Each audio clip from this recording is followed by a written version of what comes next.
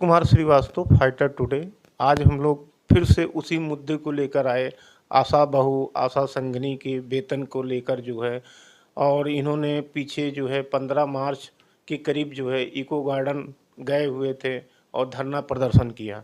मगर इसके बावजूद जो है स्वास्थ्य मंत्री कहा जाए तो डिप्टी सीएम जो है उनसे वार्तालाप हुई और इसके बावजूद इन लोग को आश्वासन दिया गया कि जल्द ही आप लोग के वेतन में वृद्धि, मानदेय में वृद्धि होगी। तो इसी आशा के साथ जो है ये लोग वो अपना धरना प्रदर्शन खत्म किया। और इसके बावजूद आज कम से कम 2 महीने हो रहे हैं, ना तो वेतन की कोई बढ़ोतरी हुई, ना तो किसी प्रकार से इन लोग को आश्वासन मिला। बीच में सीमा सिंह ने संपर्क करने की भी कोशिश की तो पता चला कि इलेक्शन में बिजी है मंत्री जी, इसलिए अभी मुलाकात नहीं हो पाएगी। और इन लोग का ये कहना है कि हम लोग चुनाव की ड्यूटी करते हैं, सुबह 5 बजे से लेकर रात 7 बजे तक, उसका भी कोई हम लोग को भत्ता नहीं मिलता, मानदेय नहीं मिलता है। बहुत नाराज़गी है। इसी के संबंध में हम बात करते हैं सीमा सिंह से। जी, मैं सीमा सिंह, आशा बहु कल्याण समिति प्रदेश अध्यक्ष। पिछले बार हम लोगों ने स्ट्राइक किया था पूरे उत्तर प्रदेश में कि कम से कम हमारी सरकार जो है ये तो सुने कि आशा बहुएं 24 घंटे कार्य करती हैं। 1000 की आबादी का सारा डाटा हम लोगों को चाहिए तो मिल जाता है। मातृ मृत्यु दर में कमी लाया तो आशा बहुओं ने लाया। कोरोना काल में कोरोना से मुक्त किया तो आशा बहुएं और संगिनी ने। तमाम ऐसी आपदाएं आई, लेकिन हर कार्य में हम आशाएं करते हैं, संगिनी करती हैं। लेकिन हमारे माननीय मुख्यमंत्री जी हों या प्रधानमंत्री मोदी जी भी हों और विभाग हमारा शोषण कर रहा है। सबसे बड़ी चीज़ है कि जब हमारी आशाओं की नियुक्ति हुई थी 2005 में, तो आशा कक्षा 8, मांग तो यही थी कि कक्षा 8 पास हो और वो सामाजिक स्वास्थ्य कार्यकर्ता के रूप में 1000 की आबादी में एक प्रेरक का काम करेंगे। 3 ही काम था, जननी सुरक्षा संस्थागत करवाना, दूसरा चीज़ है 0 से 5 साल के बच्चों का टीकाकरण करा के मातृ मृत्यु दर में कमी लाना, तीसरी चीज़ है कि परिवार नियोजन। और ये सब के अलावा आज के समय में 49 मत का कार्य दिया गया है और 49 मत में मात्र जो है 14 मत के पेमेंट आशाओं को मिलता है।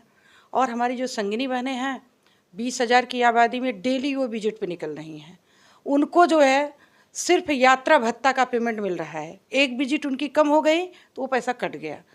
तो सरकार जो है आशाओं और संगिनी के बारे में सोचना चाहिए। रही बात है चुनाव का समय है, चुनाव का समय है। हमने पिछली बार जब हमारी डिप्टी सीएम से वार्ता हुई थी माननीय ब्रिजेश पाठक जी से, तो हमने कहा था कि आशा बहुओं को और आशा संगिनी को किसी श्रेणी में रख लीजिए, चाहे कर्मचारी हो, चाहे संविदा हो, चाहे राज्य कर्मचारी का दर्जा, क्योंकि आशाओं का काम और संगिनी का काम बहुत बड़ा है, क्योंकि स्वास्थ्य विभाग की मेन रीढ़ हैं। उन्होंने कहा देखिए ये सरकार हमारी यूपी गवर्नमेंट तो कुछ कर नहीं सकती, हाँ इसके लिए हम चिट्ठी लिखेंगे केंद्र सरकार को कि इनको परमानेंट किया जाए और एक अस्थाई मानदेय के रूप में दिया जाए। अब फिलहाल आशा बहनों को मिल भी तो रहा है और संगिनी को हमने कहा क्या मिल रहा है, उन्होंने कहा कि 7,000 समथिंग आशा बहुओं को प्रतिमाह मिलता है। 7,000 ये बहुत बड़ा मुद्दा है। और 12,000 आशा संगिनी को, जबकि एक गलत बात है। तो हमने कहा नहीं ये गलत बात है। तो तत्काल उन्होंने प्रमुख सचिव परिवार कल्याण से हमारी वार्ता कराई लाल बहादुर शास्त्री भवन में। उन्होंने यही बात कही। तो हमने कहा कि ये पैसा अगर मिलता तो हम आज ये जो दिन आया स्ट्राइक करना, हड़ताल पे बैठ गए पूरे उत्तर प्रदेश को लेकर के। पूरे भारत में, यूपी में हड़ताल हुआ तो पूरे भारत में हड़ताल हो गया, क्योंकि हमारी आशाएं इस समय शेर की तरह जो है गरज रही हैं। अगर ये इलेक्शन नहीं रहा होता तो हम स्ट्राइक तब तक करते, आचार संहिता नहीं लगा रहता तब तक करते जब तक सरकार हमारी बात नहीं मान लेते। लेकिन थोड़ा सा कहीं न कहीं हम कमज़ोर ये हो रहे हैं, मेरी आशाओं को, मेरे संगठन को कमज़ोर करने वाला हमारे विभाग का अधिकारी है। कहा गया है, कहावत है कि फूट डालो राज करो। तो फूट में मतलब हमारे संगठन में थोड़ा सा परिवर्तन वो लोग कर रहे हैं कि नहीं आप उनकी बात न मानिए, जो मिल रहा है वो भी नहीं मिलेगा। तो इसका मतलब हमारा संगठन कमज़ोर हो रहा है। लेकिन इससे हम तब तक नहीं डरेंगे जब तक हमें हासिल नहीं हो जाएगा। आज की बात मैं बताऊं, हर जगह से मेरे पास फ़ोन आया कि दीदी हम चुनाव बहिष्कार कर रहे हैं। हमने कहा मुझे और टाइम दो, क्योंकि अप्रैल का भुगतान अभी तक नहीं हुआ है। क्योंकि अप्रैल का भुगतान में हम परिवर्तन देख लेंगे, तब हम निर्णय लेंगे कि चुनाव बहिष्कार करना है। खुद तो बहिष्कार करेंगे और लोगों से भी बहिष्कार करवाएंगे। जैसे हमारा काम है कि एक समाज के प्रति काम करते हैं, तो दूसरों को प्रेरित करते हैं कि मतदान ऐसी चीज़ है कि हमारा वही मेन एक ऐसी चीज़ है कि हम अपने मन से दान कर सकते हैं। मतलब ये है कि अगर अप्रैल में बढ़ोतरी नहीं होगी तो आप लोग जो है चुनाव का पूरी तरह बहिष्कार करेंगे, इसका अप्रैल में बढ़ोतरी नहीं हुई तो चुनाव का बहिष्कार कर भी सकते हैं। अगर नहीं करेंगे तो सरकार शायद बदलने की कोशिश करेंगे। अच्छा अच्छा, मतलब इसका मतलब सीधी सीधी ये बात बताइए कि अगर सरकार आपकी बात नहीं मानेगी तो आप भाजपा छोड़ के दूसरे पे भी विकल्प पे आप लोग विचार करिएगा। बिल्कुल, सरकार जो है तानाशाही कर रही है। जी जी। जान रही है कि हम ही लोग निकलेंगे, क्योंकि उत्तर प्रदेश में तो चेहरा है, लेकिन भारत में यानी जो है कि केंद्र सरकार के पास कि सरकार बनाने का कोई चेहरा नहीं दिख रहा है। इसलिए मजबूरी है। कहा गया है कि वृंदावन में रहना है तो राधे राधे कहना है, वही चीज़ है। और असर जरूर दिखेगा, क्योंकि पेमेंट हम लोगों का जो कुछ है वो पूरी तरीके हम लोगों को मिला नहीं, क्योंकि हमने सरकार को बता भी दिया कि 49 मद में मात्र 14 मद के पैसे मिल रहे हैं। एक चीज ये बताइए, जो सरकार ऐसा क्यों कर रही है आप लोग के साथ, जो है इतना बड़ा संगठन है, आप लोग ने धरना दिया, प्रदर्शन दिया, क्या इनके अधिकारी जो सचिव स्तर के लोग हैं सरकार को गुमराह कर रहे हैं या सरकार को सही चीज जो है बताने में जो है गुरेज कर रहे हैं? आपको क्या लगता है कि आपकी मांग क्यों जो अधिकारी बीच के बैठे हुए हैं ये इस प्रकार से कर रहे हैं कि जिससे सरकार को सही बातें ना जाए, जो है आपकी इसमें क्या है? देखिए, सरकार तो कहती है कि हम दे रहे हैं, लेकिन बीच का जो अधिकारी है यही शब्द कहते हैं। जैसे मान लीजिए हमारे माननीय प्रमुख सचिव जी, उनका कहना है सरकार है, नेता है, ये लोग तो कहेंगे हम दे रहे हैं, अगर देते तो हम लोग देते नहीं। लेकिन हमको तो बीच का रास्ता यही लग रहा है कि इसमें सरकार की कमी है। सरकार क्यों नहीं एक निश्चित वेतन तय कर देती? सरकार जान रही है कि हमारा शोषण हो रहा है। शोषण तो मान लीजिए मानसिक, आर्थिक, शारीरिक शोषण तीनों है। अब जान लीजिए कि आशा आभा आईडी कैसे बनाएगी। कक्षा 8 पढ़ी आशा है, आभा आईडी को लेकर इतना प्रेशर है कि पर डे जो है 30 से 35 आभा आईडी आशा बनाए। अब जान लीजिए कि एक पढ़ा लिखा व्यक्ति है, वो भी कभी कभी कंफ्यूज हो जाता है। और अगर आभा आईडी बनानी है तो अच्छे से हमारा विभाग उसको ट्रेनिंग दे, ट्रेंड करे। अब जो है कि इतना मानसिक शोषण, इतना प्रताड़ित कर रहे हैं, बार बार हम लोग अवगत करा रहे हैं कि इसकी एक प्रशिक्षण दीजिए और प्रशिक्षण में पूरा समय दीजिए, ताकि एक एक आशा को आप सिखाइए कि आभा आईडी ऐसी बनेगी, ऐसे बनेगी। क्योंकि उसको जानकारी नहीं, तो आप बताएंगे तभी तो उसकी जानकारी मिलेगी। मोबाइल पे बनानी पड़ती है आभा आईडी। आभा आईडी क्या है ये मैडम? जो थोड़ा आभा आईडी है कि मतलब कि गांव के जितने भी आपके सर्वे में हैं, उनका जो है आधार लेकर के और उनका मोबाइल नंबर लेकर के और ये सारी चीज़ें डाटा उनका। अच्छा, मतलब आपको बिना प्रशिक्षण दिए हुए और क्या नाम चाहते हैं कि आप लोग पूरा काम करें, जो है तो ये कैसे संभव है? ये तो कोई अब यही चीज़ है कि हम तो चाह रहे हैं कि एक आध हफ्ता 10 दिन और देख लेते हैं, क्योंकि पिछली बार हमने प्रयास किया था 15 तारीख को जाने के लिए। मैं 15 को नहीं गई, 18 को गई लखनऊ। माननीय स्वास्थ्य मंत्री जी मिले नहीं, क्योंकि चुनाव का माहौल है और वहाँ के लोग बोले कि मंत्री जी मिलेंगे नहीं। फिलहाल जो है कि हमारी मुलाकात हो जाती है तो हम उनसे ये बात करते हैं कि जो आशाओं को प्रताड़ित किया जा रहा है मानसिक रूप से और आर्थिक रूप, पैसा है नहीं, आर्थिक रूप से प्रताड़ित करें, आशाएं मेरी डिप्रेशन में जा रही हैं कि हमें आभा आईडी कैसे बनाएं। रही बात है सरकार की नीयत खाली यही है कि कम पैसे में इनसे काम करवाया जाए। अब बीच के जो हमारे अधिकारी हैं वो कहते हैं हमें पैसा देना पड़ता है, ऊपर तक पैसा ऊपर तक देना पड़ता है, इसलिए हम 100% पैसा आशाओं का नहीं दे सकते। और दूसरी चीज़, अगर ऐसी बात है तो हम लोग जो है चुनाव भी बहिष्कार करेंगे और आभा आईडी कार्य का बहिष्कार करेंगे। और जो हमारी सरकार कह रही है, राज्य सरकार की, हम जो है 3 करोड़ और 3 अरब 30 करोड़ रुपया राज्य बजट द्वारा पारित किया है, वो पैसा अभी तक मिला नहीं है। कहीं ऐसा तो नहीं कोई लॉलीपॉप है? अगर ऐसा ये भी हो सकता है। हाँ, ये भी हो सकता है कि चुनाव के दौरान को देखते हुए उन्होंने तो लागू कर दिया कि हम इतना पैसा आशा और आशा संगिनी को दे रहे हैं। इसी बात को लेकर के हम अपना हड़ताल भी वापस किए थे। लेकिन हम अभी मजबूर नहीं हैं। मजबूर इसलिए नहीं है कि हमारे पास संख्या है, हमारी टीम है, हमारा संगठन है। हम कभी भी कोई निर्णय ले सकते हैं और ये नहीं है कि हम स्ट्राइक नहीं कर सकते, धरना प्रदर्शन नहीं कर सकते तो हम चुनाव बहिष्कार कर नहीं देंगे। नहीं, चुनाव बहिष्कार करेंगे तो इस तरह तो ये हो जाएगा कि लोकतंत्र, मतलब जैसे चुनाव का जो है बहिष्कार करने का मतलब ये हो गया कि सीधे सीधे आप उस कार्यक्रम में भाग नहीं ले रही हैं।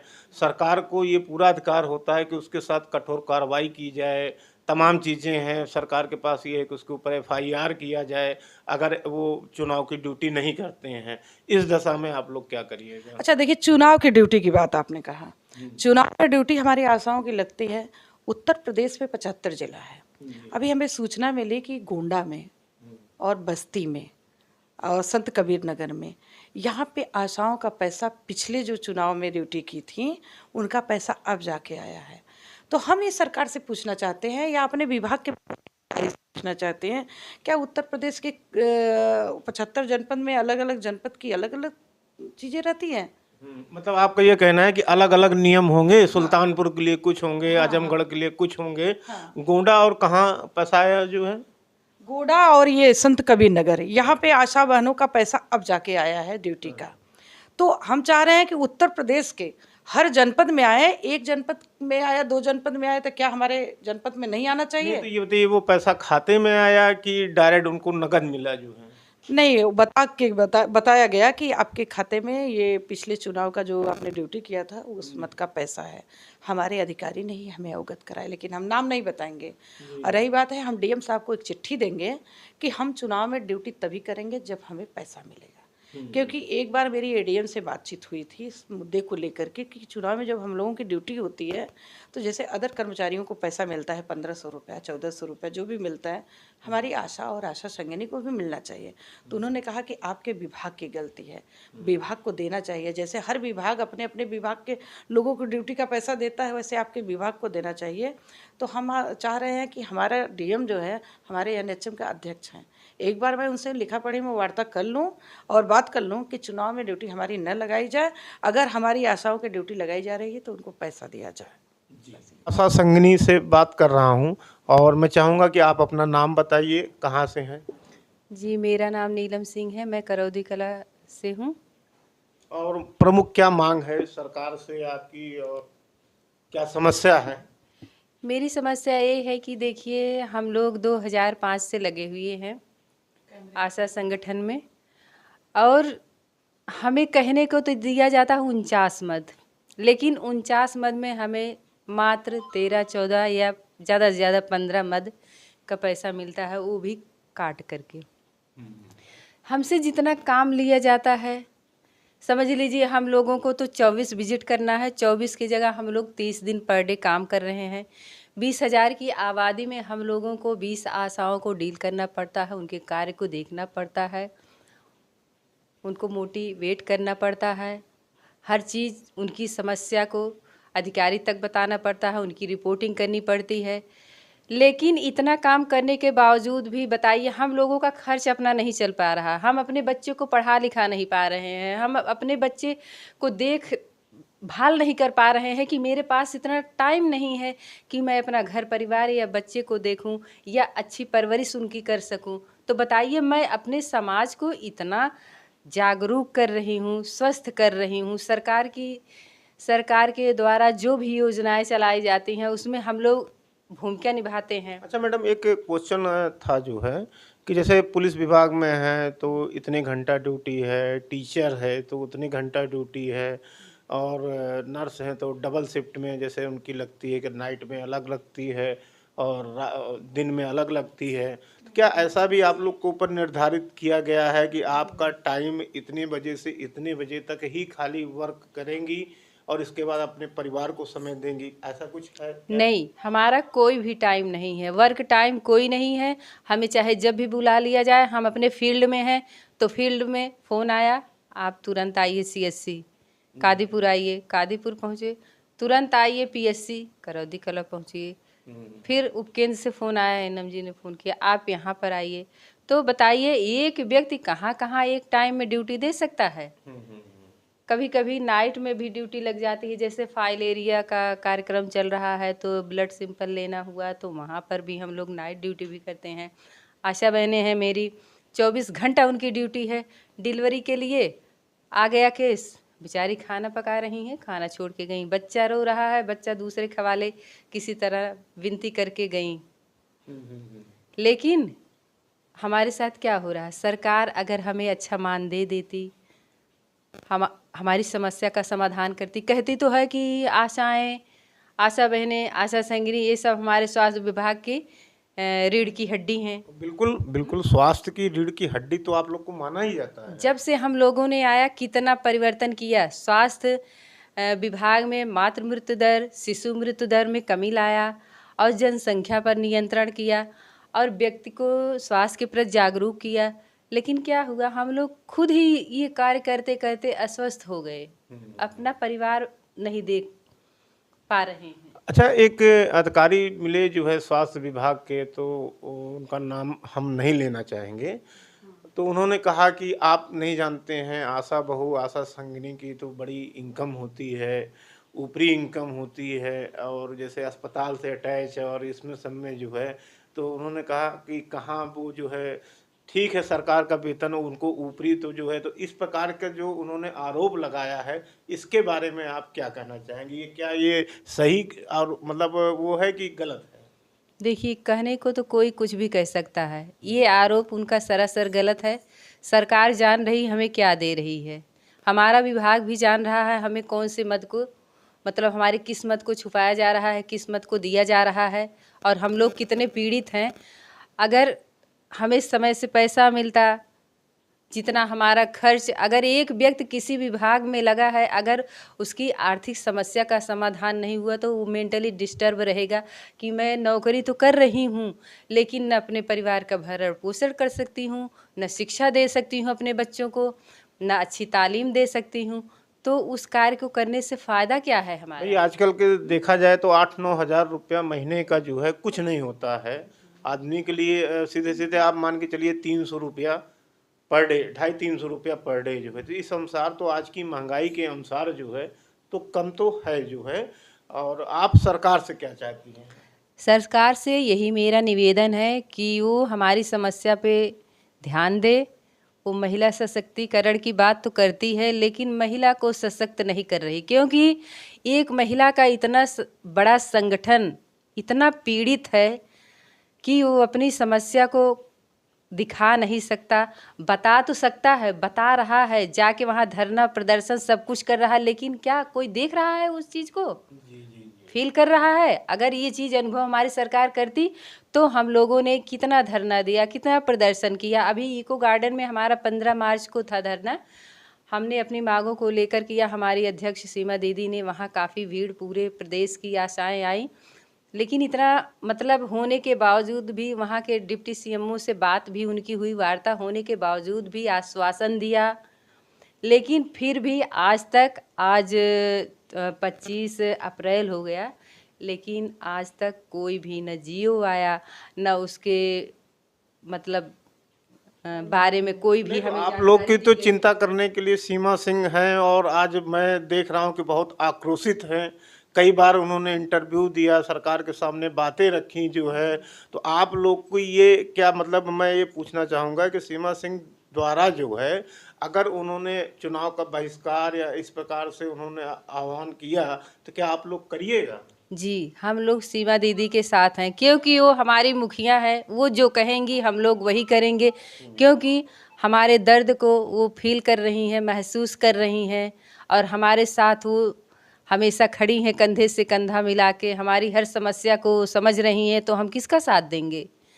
जो मेरा साथ देगा, मैं भी, हम लोग भी उसी का साथ देंगे ना। तो दो टूक में है कि अगर आपकी डिमांड नहीं पूरी होगी तो हम जो है भाजपा का बहिष्कार करेंगे, यही कहने का मतलब है ना? बिल्कुल, हम लोग तो एकदम मन से तैयार थे कि हम भाजपा को ही लाएंगे, लेकिन अब हमारी हमारे दर्द के हद का पार होता जा रहा है, क्योंकि हमारी समस्या को सुना नहीं गया, न उस पे कोई निर्णय लिया गया सरकार के द्वारा।